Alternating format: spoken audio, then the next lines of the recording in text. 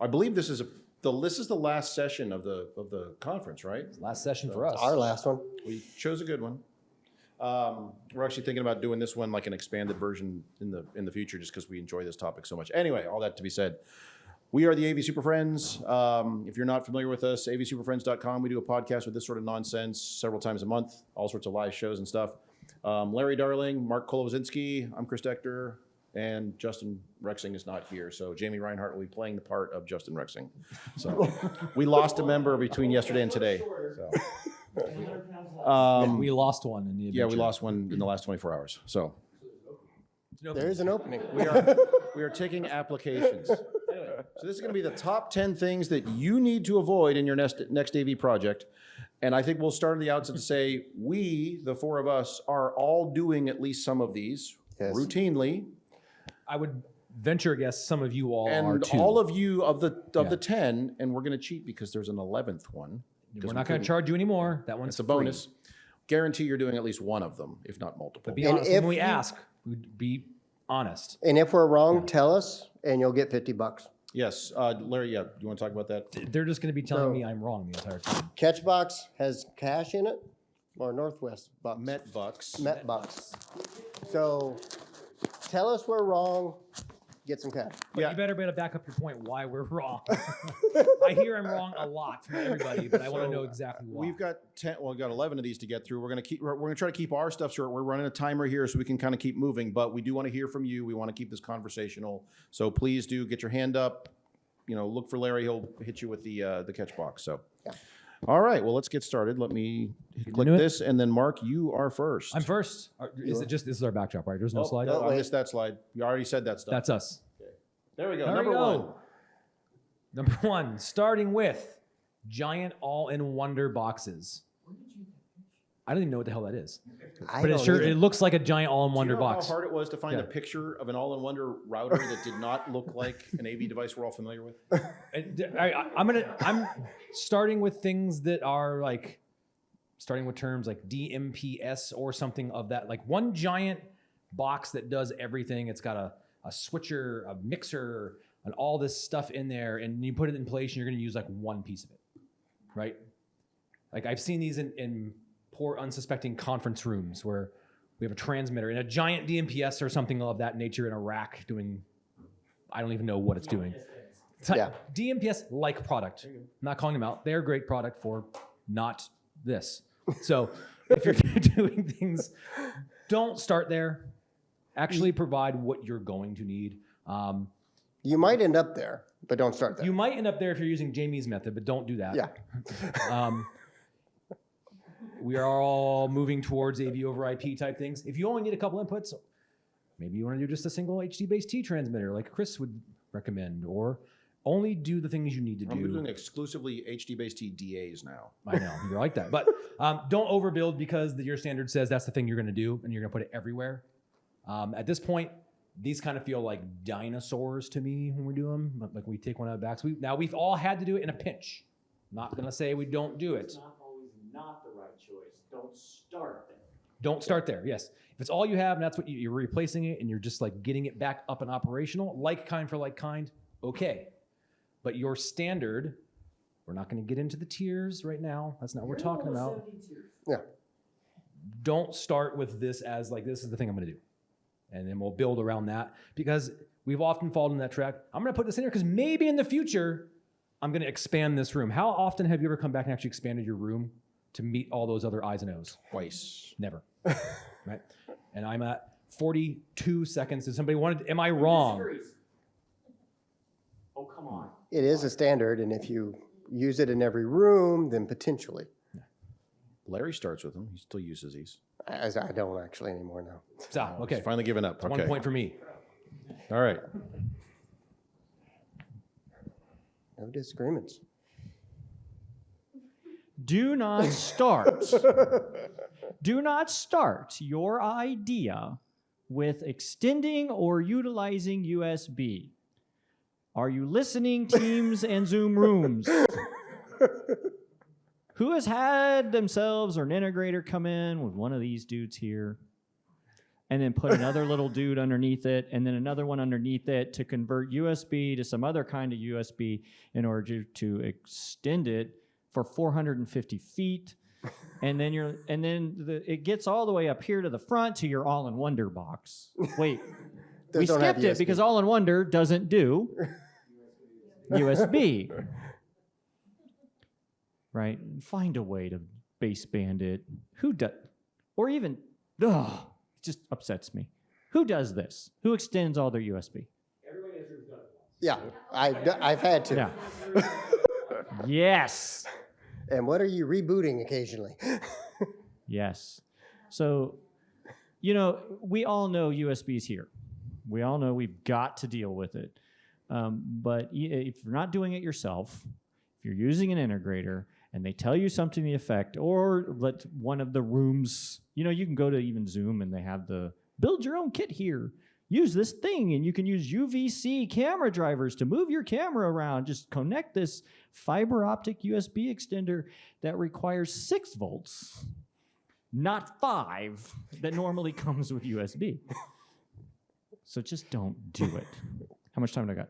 You got a minute and a half. A minute and a half? I need somebody yell back. Oh, we're going to go over let me on add some. to this real quick. So even if you talk to anybody from the USB forum, they will tell you straight up USB by design and by application is a last mile technology. That's why USB cables are all usually 2 meters, sometimes 3, and up to 5 meters. You can cheat that. Beyond that, there's power requirements, data requirements, etc. And yes, we've all done it. We've all had to extend USB, but avoid it when possible. So use some other baseband transport to get to where you're going. Convert it the last mile, away you go. And please start pushing back on some manufacturers who might create devices for soundbars They're USB and only. say, great, you gave me USB-C with all of the features and I can only use a 6-inch cable. All right, before I give up, anybody object? Objectors get prizes. Seriously, objectors get prizes. Oh, pretty pink cables are the exception? Pretty pink cables are the exception. I don't disagree, but I want to ask a recommendation because I run a conference where we need to run a big, long camera like way over there. And the desk, way over there. And the desk where we're stationed is way over here. And we have tried to use a big, long USB extension cable. How'd that go? It didn't go. Yeah, okay. It didn't work. It didn't work. So I don't know what. I don't want to run a whole other computer just to get a Zoom camera in there. What would be your? We would. But SDI is what Yeah, we can use. So usually those cameras will have some other video device, right? Whether it's a network stream that you can use to decode the stream, This or is like SDI. This is like a conferencing camera that has a 180-degree field of view, and it has a 1000% So that- need a that different camera. Okay. Well, it's just for. So that camera came with a box, right? You want to put it back in the box and put it on the shelf. So. All right, look, Preferably- my bosses are cheap, and I'm trying So to do this here's stuff. the box that will Look. send it back. All right, here's the.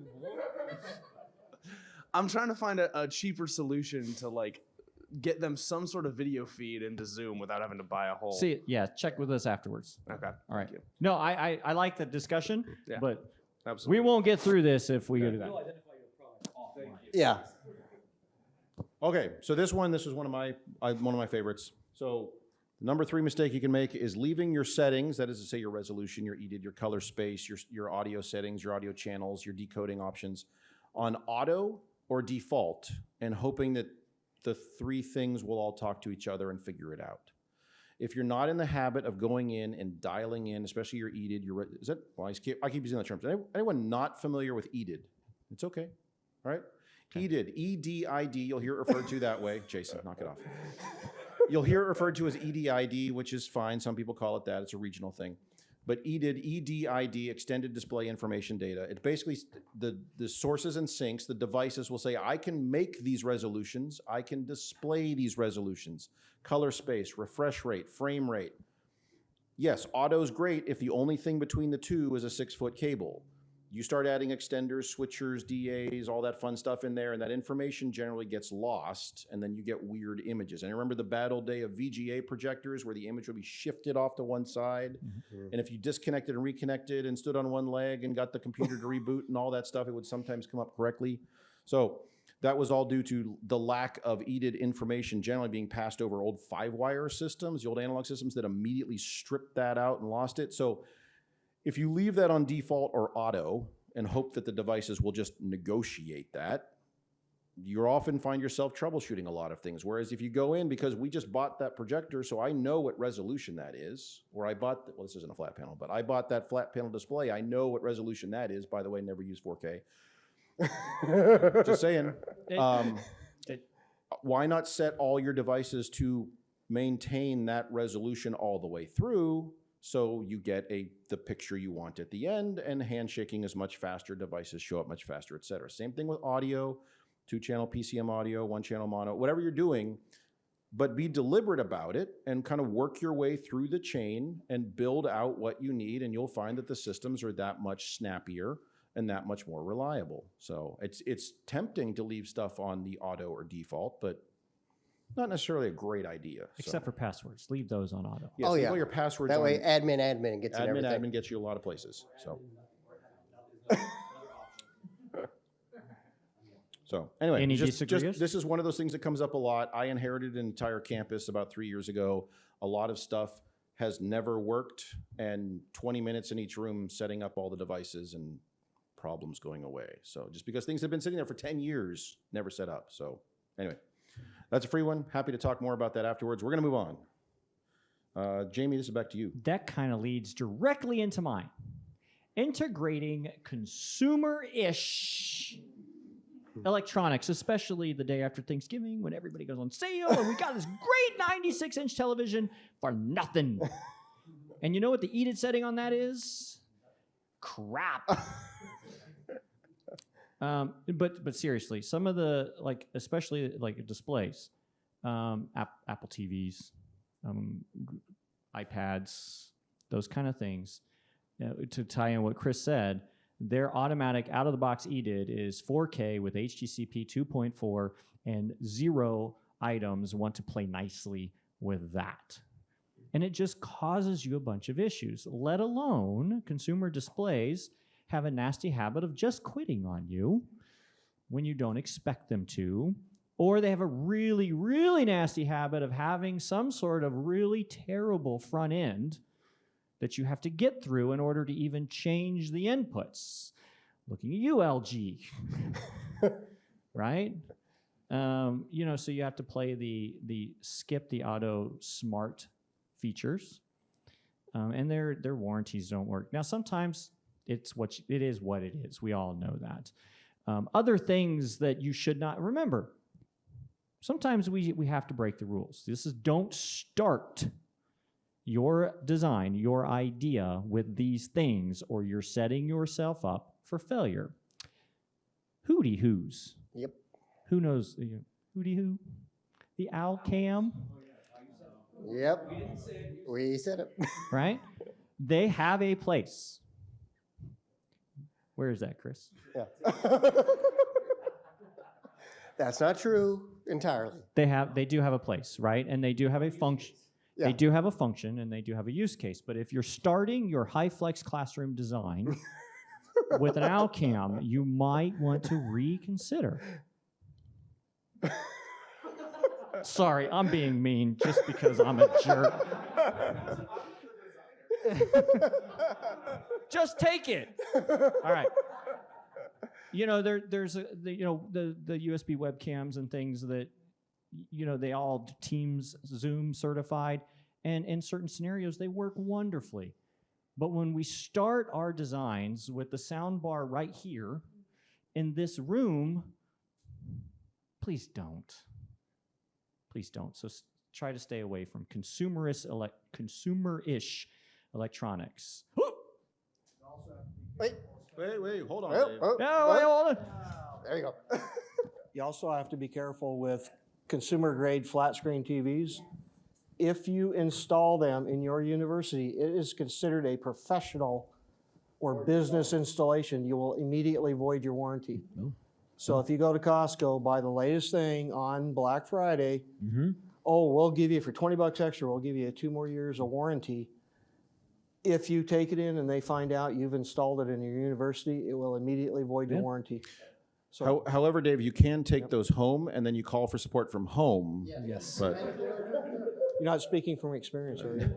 now people are wondering why you're hauling 85-inch TVs home Yeah, every week. yeah. So yeah. No, With the asset management, it's weird. Yes.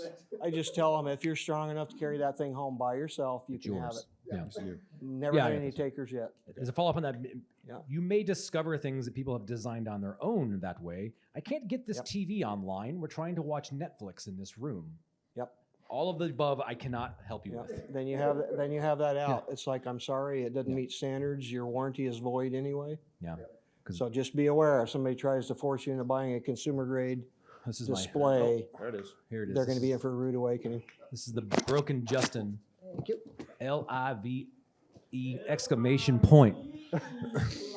So it's don't outsource the knowledge portion of your job, right? The design, engineering, the consulting, the programming, the networking, the device configuration, anything that involves a deliberate choice and will have an immediate impact to your client. That is your job.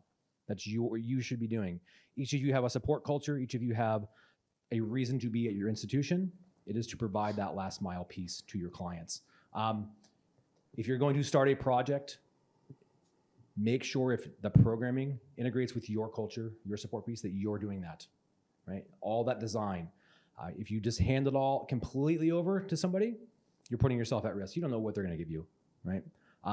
The labor piece, if you're trying to outsource and save something, save some time, save some money somewhere, the labor side, we can have that conversation.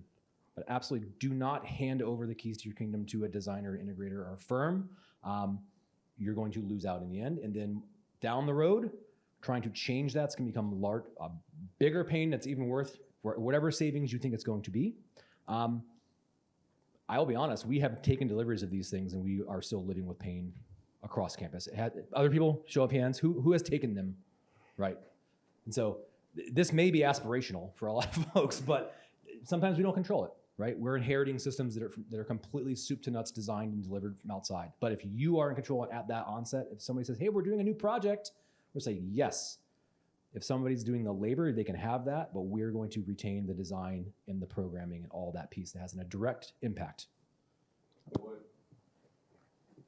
What about the idea of having a good campus standard of your control system design? So, you know, you come from a school that doesn't have a big shop and there's a big capital project coming in, having the integrator do those, but with your guidance through your campus standard. You can do that, but be very careful. I'm going to say something that's going to sound really blasphemous. None of your programming you have is proprietary. It's not some special secret sauce thing that's like secret that you can't hand out. We've handed out our entire code to integrators. And we said, hey, if you're going to change this, you have to let us know. It better look, the naming, everything better be exactly like it is in this program.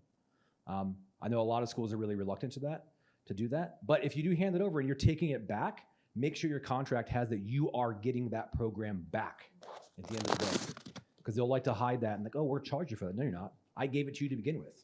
And the capital projects are the one things that I still struggle with at my university.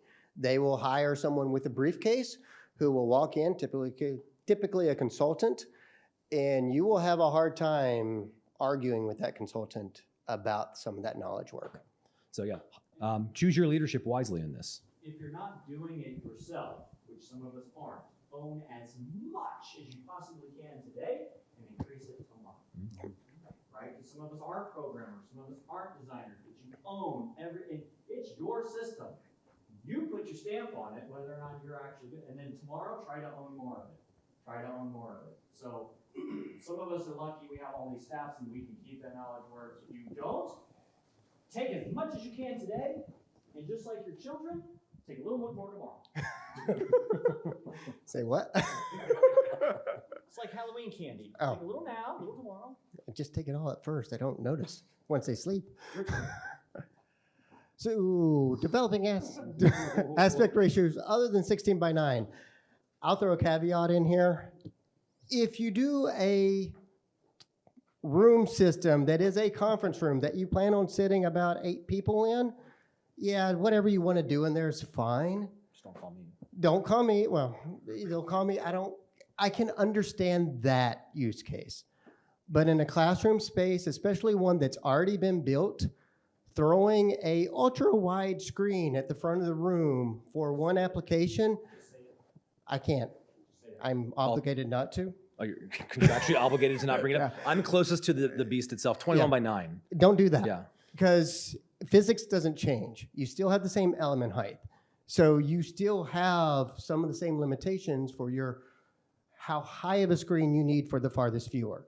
So all you're gaining is extra width, but your viewing cone doesn't change. And so now your closest viewer gets pushed back. So the room that used to comfortably sit 40 is now comfortably not sitting 40 because the people on the sides can't see what's on the other side, which is where the comment section is in your application call, and it just doesn't work well. So don't do that. Oh, all right. Oh, good. Something to argue go. about. I like this. If he can convince me, he gets a lot. Well, I just have a question. How do you feel about 16 by 10? Oh, I was going to bring it up. Okay, great. I don't mind it. Wait, He does. Wait, no. This screen right here is 1610. The content is so why is my content 16:9?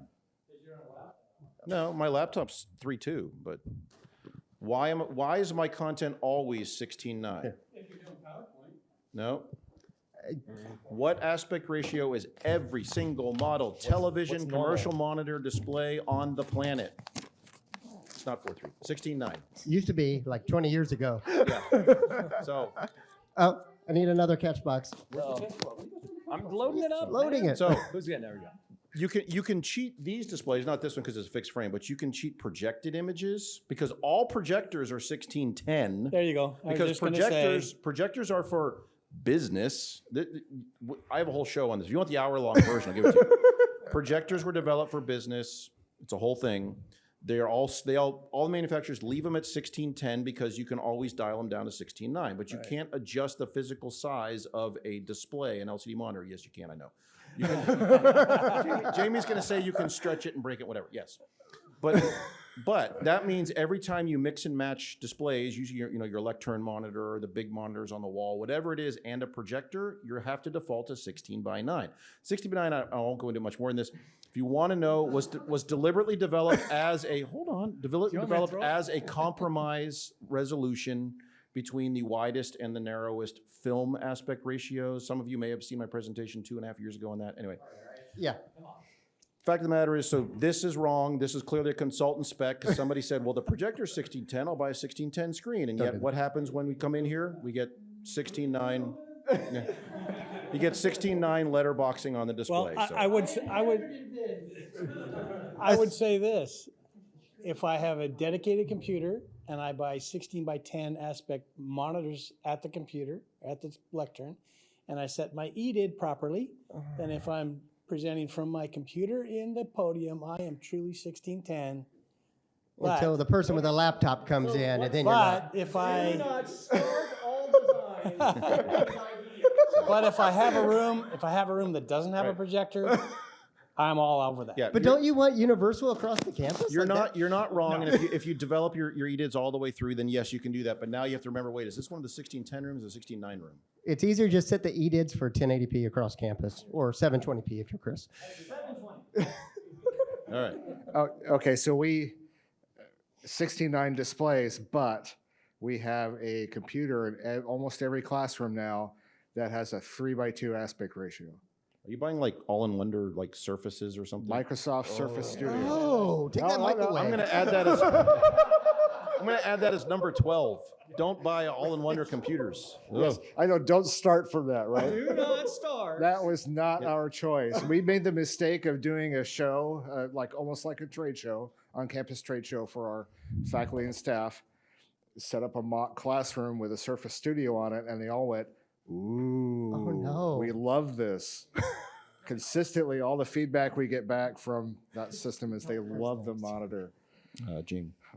But we have a novel solution to dealing with the aspect ratio. Can anybody guess what that is?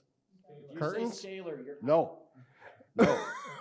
We Blanket? letterbox the screen on a computer. So what does it end up being? Is it 16 by 9 by the time? 16 by 9. Okay, good. Jamie, give him 2. Give him 2. Give him another one. There you go. All right. It's a passionate topic of mine. I love talking about resolutions and aspect ratios. I'm happy to chat later. So, Yeah. all right, Jamie, this is you. Oh, it's my turn? Yeah, it's you. Really? Yes. Oh, this is beauty. This is beauty. Don't believe the hype. 21 by 9. Don't believe the hype. Just put it on the network. Bullshit.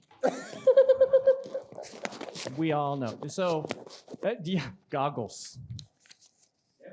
Everybody's got goggles. This is the Entire next. classes of goggles. It's all classes of goggles. I wish all of you were wearing them right now. Don't believe that. If you're starting your design because of marketing, maybe you should think about it, right? And there are certain cases where the marketing is right on, but we've all been there. In fact, this entire presentation, starting from the get-go, all in Wonder boxes, they're going to save you time and money. Don't worry about the fact that our video switcher's awesome. Our DSP really sucks. You can't get AEC or USB audio out of any of them.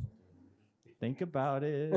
You have to have some other device to turn that into USB, right? Hold on, there. So But hey, some of those boxes have an awesome 4-watt per channel amplifier. Oh, yeah. Run your speakers Yeah, in the room. You again, don't need an amp. don't believe the hype, right? Do you really need 1,000 watts in here? Yes. 5,000 watts. Line rate every room. Hit me. These catch boxes were hyped a lot, but you guys are using them. You see, we did not design our system based around this catch box. We did not start our design based upon these catch boxes, and we are the hype machine. All right, no, but we've all been victim of this, every single one of us, right? Surround sound's the next big thing. 21 by 9's the next. Spatial audio, right? Oh, I love that one. That one right now is my absolute favorite because they're selling us on spatial audio so that when you look at your 21 by 9 screen, you can tell who's on the left and who's on the right. Except with this particular vendor, they can't get audio right anyway, so even mono doesn't work. No, I mean, yes, there is a use case for almost all of it, and we are making a little bit of fun of it, but I know that we get calls like into our podcast all the time about how about this thing or about that thing. It's this, or go down here and they'll tell you all about it, right? And just like anything else on the internet, take a breath, read the manual, because usually the first page of the manual tells you marketing lied. I would argue that a big part of our job, aside from making things functional, is making things cool because our admissions team is going to thank us a lot when we bring a bunch of new students in because of all the cool headsets we got. 3D? No? You disagree? That's just my devil's advocate. Yeah. Somebody else want to respond to that? Well, we're going to move on. I just want to say in general, all the things we've talked about, spatial audio, 21 by 9, VR, AR, XR, they all have their place, but we're not building buildings full of these things for classrooms. Anyone put in 3D projectors 10 years ago across the board, every classroom on campus? 3D No. everywhere. Everyone did 1 or 2 of these in those specialized spaces, yeah? Oh, you did one. See, it didn't count. Because everywhere. that's what it's for, but not, it's going to be everywhere sort of thing. So anyway, yeah. How about smart boards everywhere in K-12, right? How many have a K-12, right, spouse or family member, and you go, do you ever use that thing? Never. Yeah. Anyway, so ask yourself that question. Really? Ask the salesperson that too. They really don't know. Okay. All right, number 8. Speaking of. Designing with wireless as the primary transport. It's just wireless. It's easy. You guys need a refresher or something? It's like No. So this is the way I love to phrase this one. Wireless has its place. Wireless is easy and convenient. It's great for the people in the back to get a display up to the front of the room. The most well-engineered, well-designed, well-installed, and well-maintained wireless system is almost as good as a cheap, crappy cable. Think about bandwidth, think about connection, think about connectivity. So wireless has its place, but not as the primary transport. So if you want wireless in your classrooms, and many of us have wireless in our classrooms because it's easy, except now you have to get on the right Wi-Fi network and make sure they're logged in, and are they listed under the right ACL, and do they share their screen the second time? Thanks, Apple, that you have to do like 3 steps now and enter the code. And I get it, but it's not the primary. We're not building things around this. It's one of those things where if we're providing something that's going to be reliable, and give them a cable, it's going to do the job all day long until somebody breaks it. Mark, on the other hand, you want to bring it up? Who disagrees? Oh, no, not you. Mark, on the other hand, is saying, I want to get rid of wires, asterisk, for secondary devices in the space because there's a device there that is wired to the system. Yes. But if I want to connect my device, my BYOD device, then I have the wireless option. So, and a wired. Well, no, you're not going to do that at all, are you? You're going to cut the head off the cable and stuff it down the table? Okay, it's gone. All right. But it's not the primary. So, all right. Joe, go ahead. I'd like to add that you are speaking on a wireless mic currently. I am speaking on a wireless microphone that is wired all the way through over to all these cables across here. So. Well, okay, I was forced to put those cords there to accommodate for people using their own computers. But that mic is currently working wirelessly. So We should probably change this slide to video. I just wanted to throw that out there. Well, but even to that effect, how many batteries die? They do. Mm-hmm. Right? And so, And Joe, let me ask this: what's the connection from the receiver to the system? That's right. just don't let lightning happen, right? Yeah, I know. All right. Who has had to retire mics because of the FCC? So Are we supposed to do that? I think so. Oh. And so Our first set of mics we had to retire and get new on. I've been selling bandwidth on my own. Yeah, it's great. that's a thing. So people keep giving me money. Okay. All right, Larry, this is you. This is me. Oh, this is one we should have an argument with because you went against it in the very first topic. Yeah. Do not design your system with only the number of sources or displays you currently need. I am guilty of this. Or network ports, or network ports, or audio input channels, anything that there is. Do 232 ports count at this point? Yeah. Yeah. So I'm guilty of this with our new classroom standard. I needed 3 inputs in most of my spaces, but in some of the spaces where they still do screenings, I have a physical media player. I am maxed out on my current system. So I'm guilty of this, but overall, it's not a great solution. I mean, if we were all using a standard kit of parts of AV over IP, yes. My classroom still use HD-based T because it's cheaper and easier. But yeah, I mean, this is a given. Don't paint yourself in a corner where when the instructor comes in and says, I need a wireless mic because I teach 3 courses back to back, if you don't have the expansion to add that for them, it gets complicated. So this is an easy one unless somebody disagrees for budgetary reasons. Only buy what you need, right? Yeah. On a related note, good. So while we're transitioning to Jim again, on a related note, this also carries over for infrastructure. That's why I don't do that anymore. So okay, so this also counts for infrastructure. Where's Mike? I just saw him. There's Mike. Yeah. You want to always slightly overspec your infrastructure. I'm sorry I missed it. Do you have a number you want to use for that? You overspec by 20%, 30%? More than that, 50. 100%? So. More, okay. Yeah. Like I said in my talk, Sorry, Jim. Come on. like I said in my talk, Has anyone ever heard someone say, gosh, I wish I would not have installed that second conduit there? Or, gosh, I wish I would not have installed that big a conduit. Man, that should have been a smaller conduit. No one's ever heard that comment. Now, have you heard the comment, gosh, there's no way I'm going to get one more cable into that conduit. I need to add one more cable into that conduit. I've heard that way too many times, right? So, yes, you will always do yourself a favor, over specify your infrastructure. Yep. So, well, so I'll give you, here's a quick and easy way to do it. When they're asking what you need in each location, lie to them. And if you need 1.25 inches, 1.5 inch conduit, say you need 2 2-inchers. Now, at which point they will call you and say, whoa, whoa, whoa. What do you really need there? And you say, okay, I need 2.5 inches. And they say, fine. And then when it inevitably comes time for you to value engineer, you can say, I guess I can give up one of those.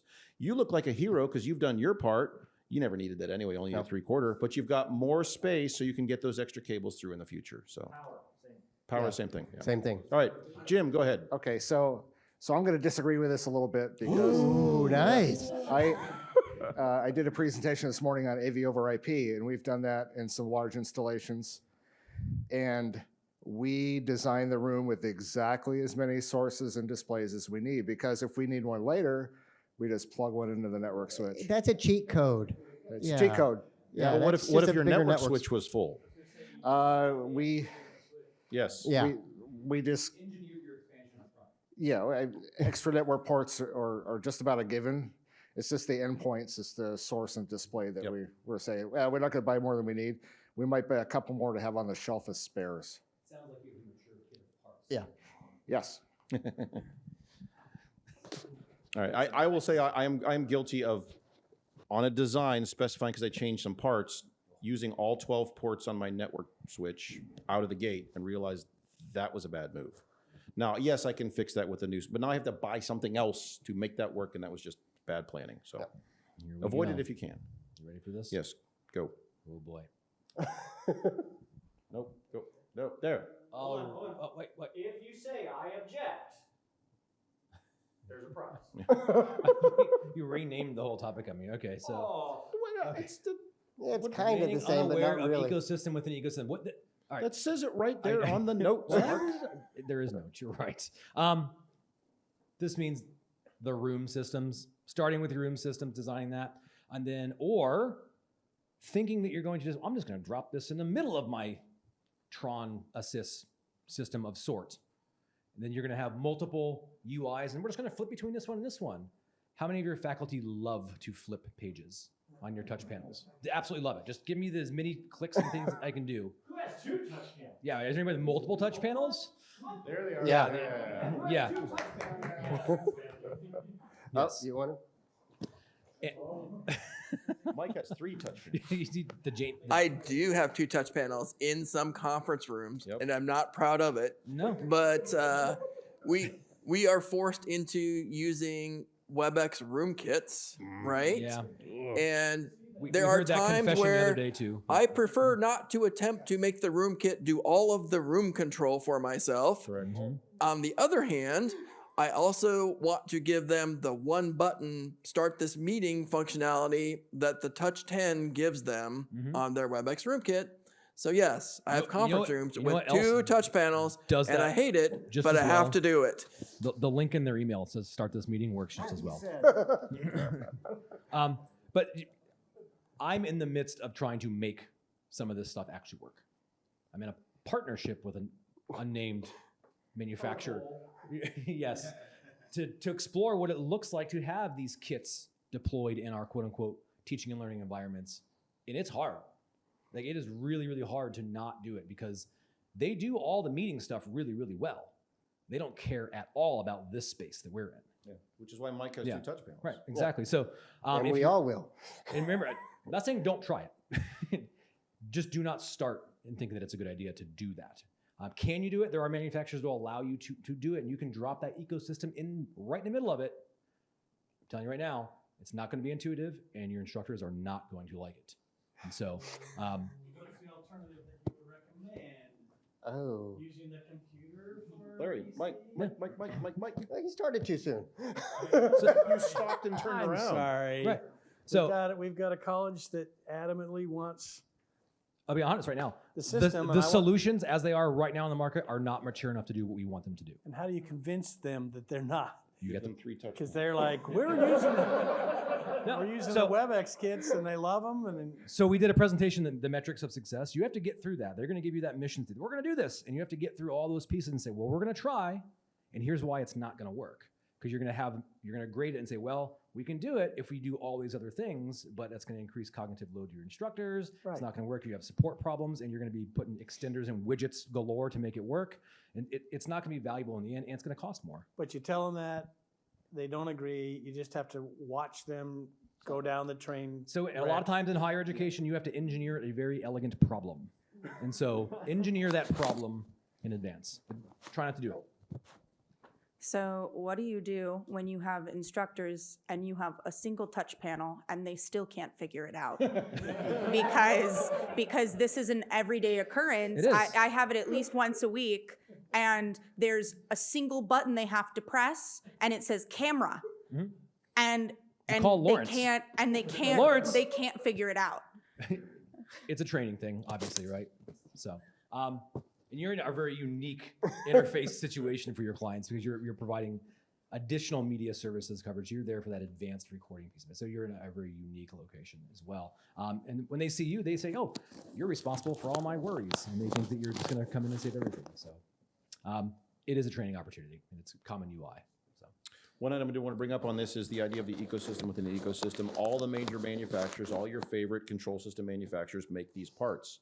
Mm-hmm. It is not the same stuff you're using. Yes, it says Crestron, Extron, QSys, whatever, but it operates differently, it acts differently, it doesn't quite, it's not a replacement. So be careful, especially those of you who work very closely with integrators or consultants, and they'll come in and say, oh, you're a Crestron campus? Well, here's the Crestron stuff.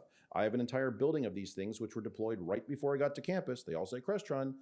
It's a different interface, it's a different experience. It does not operate the same way. We had to kind of immediately start adding little widgets and tchotchkes to make the rooms work the same way. It's a pain in the butt.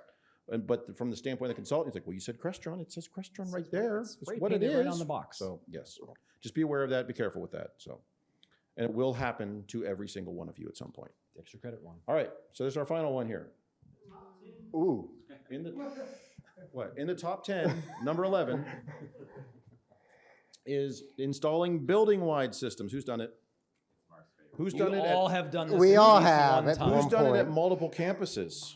Ugh, Yes. what's wrong with you? No. Who is now in the process of removing these because they don't do what we want? Do you know what we're talking about here? One big giant frame doing the entire building. Or one big control system doing the Yeah, entire so the building. concept, yeah, so let me take a step back. The concept of we've got a room somewhere. Oh, we've got the AV room, the AV closet. And there's a monster stack of stuff in there. And in there is every input. In there is every input and output you could need to send any device to any room on any place in the building, which you've done 3 times, once during testing, once during the grand opening, and once for some event, and then never again. And what is the cost for that when one of those pieces goes down and now has taken out 9 rooms, sort of thing? So it's incredibly expensive. We can do this all today through the magic of Zoom, Teams, WebEx, whatever. Start a call and send it next door. It works great. There's no problems. We see you. Hold on. But resist the temptation. Now, there's a lot of manufacturers, several of whom are out here, QSys, I don't know where they are. They still pitch this concept of buy one giant processor and have it run all your stuff.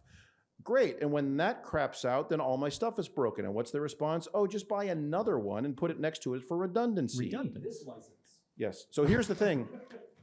I am willing to pay more every single time to have a dedicated processor, dedicated switch, all the stuff in the room, so that when it blows up, it affects that room and not every other room. So I've also heard that with some of the systems, if you have to update firmware on one device because it died and you needed put a new one in, it takes the whole building down. that's the bad old days of Crestron systems. Yeah. I feel like a lot of the classes that we've had here have been about the latest and greatest AV over IP stuff. Are you thinking that is falling under believing the hype? Like, is that? is it too soon to start doing that type of stuff? Okay, so that's what I was going to jump in on. I'm glad you beat me to it. Hey, I'm not. we're I'm not. boom. I am. I mean, you saw it sooner than I did. Right now, when we say AV over IP, just put it on a network switch, and a lot of those are located down the hall and the thing. So technically, you've created a building-wide system. Technically, right? But don't do how? Yeah. So this is going to be a giant argument. I mean, I actually put all of my stuff on the enterprise network, right? Some of us do, and some of us are just destined to get fired. But by God, I'm trying it. So, but yes, it's here. But resist the urge of having one of the virtual processors, that's the key, one that runs an entire building. So we're talking about, just because it all goes to a network switch down the hall doesn't mean it's the building-wide solution. It just so happens to be your switch is it's the network infrastructure switch is in the protected locked IDF closet. But in the room, I still have usually a second processor. In AV over IP, by show of hands, who's doing that? Like, honestly, put it out there. Okay.